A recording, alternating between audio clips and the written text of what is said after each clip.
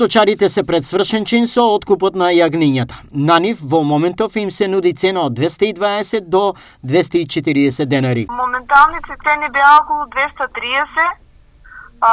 сега не знам дали се паднати на 210-220. Оваа цена за нив е многу мала бидејќи не ги покрива трошоците. Таа цена не е задоволителна за нас производителите, затоа што таа цена ја покрива само трошокот за робота што јагнињата ја потрошуваат храната, а за нас за работата не останува. Незадоволството за нив не менува ништо, бидејќи јагнињата може да прераснат, а потоа нема да можат да добијат ниту оваа цена.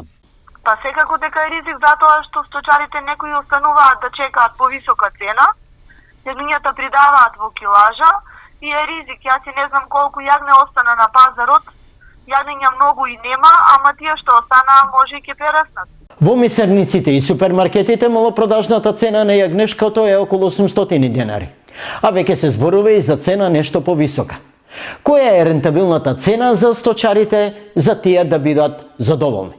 Па ние очекувавме цена од 282 и 300 денари за прва класа, затоа што така ние би се покривале и биле економски одржливи. Но, на темата јагнешко се прашуваат и граѓаните. Што за нив значат 800 денари за килограм јагнешко? Тоа никош не може да го купам јас дека право. Со 800 динара, на мене ми требат многу тие 800 динара. 800 денари? Да. Што да правиме? Кај можеме бети 800 денари? Кој може да го земе тоа? Недостатно. На 90% од граѓаните на Република Македонија.